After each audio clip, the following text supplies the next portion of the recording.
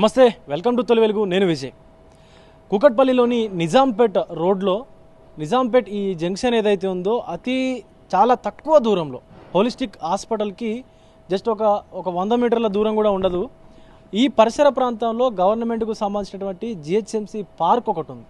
And అలాగే ఒక మాజీ సైనికుడికి సుమారుగా 300 గజాలు ఉన్నటువంటి ఒక ప్లేస్ని అయితే గవర్నమెంట్ ఆయనకు శాంక్షన్ చేసింది. సో ఆ తదనంతరం చేసిన తర్వాత ఆయన వేరే చోట ఉండడమా లేకపోతే మరిగా వేరే సిటీలో ఉండకుండా ఆయన ఎక్కడ స్వస్థలంలో ఉన్నారో తెలియదు. బట్ ఈలోగా ఏం చేశారంటే మంచి కబ్జా రాయిలు అటు జిహెచ్ఎంసి పార్కుని ఇటు ఆయన 300 గజాల స్థలాన్ని కూడా మంచిగా కబ్జా పెట్టేసి ఇక ఒక చుట్టూ కూడా ప్రహారీ గోడలు నిర్మించుకొని మంచిగా దీన్ని ఒక నందనవనంలాగా మార్చుకున్నారు. ప్రస్తుతం మనం ఇదే సిచ్యువేషన్లో ఉన్నాము, అదే ఆ ప్లేస్లోనే ఉన్నాము. మొత్తం ఎల్ షేప్లో ఉంటుంది ఇది. ఆ మెయిన్ రోడ్ నుంచి కూడా ఇటు లోపలికి వచ్చేటువంటి దారి ఇది. ఒక్కసారిగా చూడొచ్చు, మనకి ఈ ఎల్ షేప్లో ఉన్నటువంటి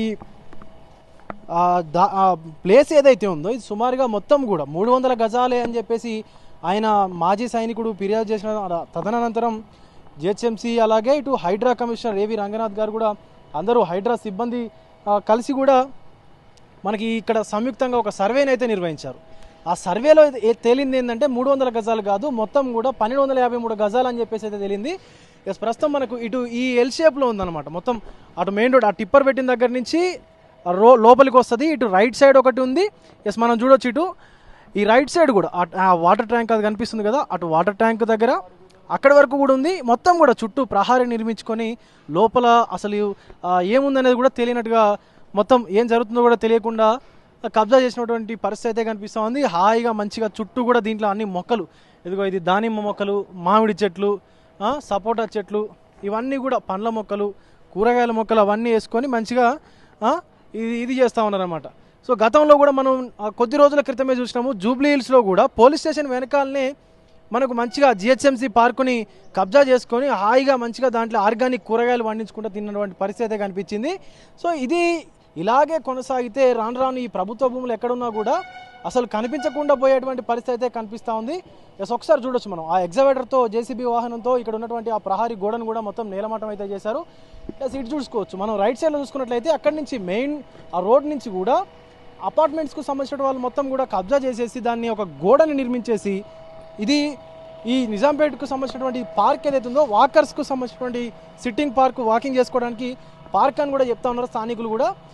మొత్తం కూడా ఇక్కడి నుంచి అక్కడికి ఆ గోడ కనిపిస్తుంది కదా, ఆ గోడ వరకు కూడా ఇది మొత్తం గవర్నమెంట్ ల్యాండే. బట్ మంచిగా హాయిగా దర్జాగా కబ్జా చేసేసుకొని గోడలు కూడా నిర్మించుకునేటువంటి పరిస్థితి అయితే కనిపిస్తూ ఉంది.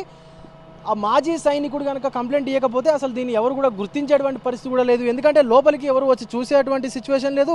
ఒకవేళ వచ్చినా కూడా ఇది కబ్జా అని చెప్పి తెలిసేటటువంటి ఆనవాళ్ళు కూడా లేవు. దాన్ని గవర్నమెంట్ పార్కు, జిహెచ్ఎంసీ పార్క్ అని చెప్పేసి చెప్పడానికి ఎలాంటి ఆనవాళ్ళు కూడా లేవు. మనకు ఒకసారి చూడొచ్చు, అక్కడ జిహెచ్ఎంసీ సిబ్బంది కూడా మొత్తం ఈ గోడనంతా కూడా పగలగొట్టేసి గోడనంతా కూడా తొలగించేసి మొత్తం ఆ ఎగ్జవేటర్లు వేసి టిప్పర్లలో తరలిస్తున్నటువంటి పరిస్థితి కనిపిస్తూ ఉంది. సో మున్ముందు రోజుల్లో ఎవరు కూడా ఇలాంటి వాటికి అసలు తెగబడకుండా చూసుకోవాలని చెప్పేసి కూడా ఇక్కడ ఉన్నటువంటి స్థానికులు కూడా ఖచ్చితంగా హైడ్రా కమిషనర్ ఏవి రంగనాథ్ గారికి కూడా ఫిర్యాదులు అయితే చేసినటువంటి సందర్భం కూడా కనిపిస్తూ ఉంది. మనం ఒకసారి అది చూడొచ్చు.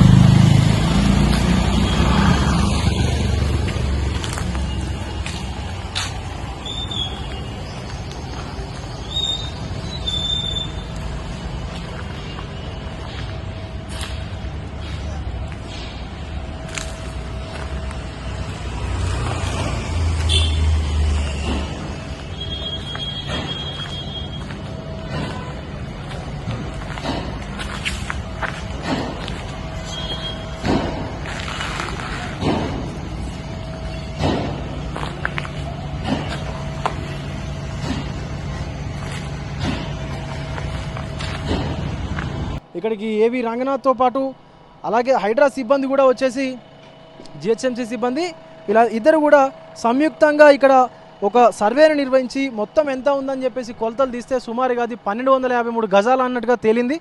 సో ఈ స్థలాన్ని మొత్తం కూడా జిహెచ్ఎంసీ కంట్రోల్లోకి తీసుకొని దీన్ని మొత్తం నిర్మించి కూడా ఇదివరకు పార్క్ ఎట్లయితే ఉందో ఆ పార్కు స్థలంలో అదే తరహాలో మొత్తం ఇప్పుడు కూడా దీన్ని సిట్టింగ్ పార్క్ టైప్ కూడా చేయాలని చెప్పేసి కూడా అధికారులు భావిస్తూ ఉన్నారు. ఒక రకంగా చెప్పాలంటే ఇదివరకు పార్క్గా ఉన్నప్పుడు ఎవరికి తెలియనటువంటి పరిస్థితి కూడా ఉందని చెప్పుకోవచ్చు. ఎందుకంటే గతంలో ఎప్పుడో ఇది కబ్జాకు గురైనటువంటి సందర్భం ప్లేస్ కాబట్టి అసలు ఇప్పుడు ఇక్కడ ఉన్నటువంటి ఒక 5-10 సంవత్సరాలు ఉన్నటువంటి వాళ్ళకైతే తెలిసే అవకాశం కూడా లేనటువంటి సందర్భం కనిపిస్తూ ఉంది.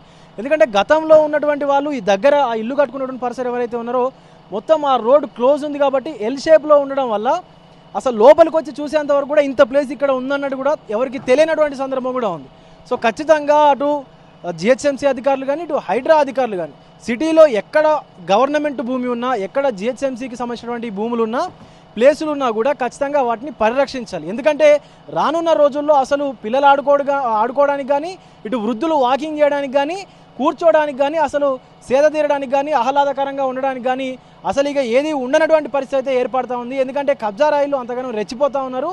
ఎన్నిసార్లు వాళ్ళ మీద యాక్షన్స్ తీసుకున్నా కూడా వాళ్ళ సైడ్ నుంచి అయితే ఎలాంటి రియాక్షన్ అయితే ఉండట్లేదు. ఆ అధికారులు యాక్షన్ తీసుకుంటూనే ఉన్నారు. వాళ్ళు ఎలాంటి రియాక్షన్ చేయకుండా వాళ్ళ పని వాళ్ళు చేసుకుంటూ కబ్జాలు చేసుకుంటూనే పోతూ ఉన్నారు. బట్ స్థానికులు మాత్రం ఖచ్చితంగా ఇలాంటి వాటిపైన చర్యలు తీసుకోవాలని చెప్పేసి కూడా అటు హైడ్రా కమిషనర్ ఏవి రంగనాథ్ గారికి అలాగే జిహెచ్ఎంసీ సిబ్బంది కూడా పలుమార్లు చెప్తున్నటువంటి సందర్భం అయితే నెలకొంది. కెమెరామెన్ అజయ్తో విజయ్ తొలివెలుగు, కూకట్పల్లి నుంచి. ప్రపంచంలో ఏ మూల ఏ క్షణం ఏం జరుగుతుందో వేగంగా తెలుసుకోవడానికి తొలి వెలుగు వాట్సాప్ ఛానల్ని ఫాలో చేయండి.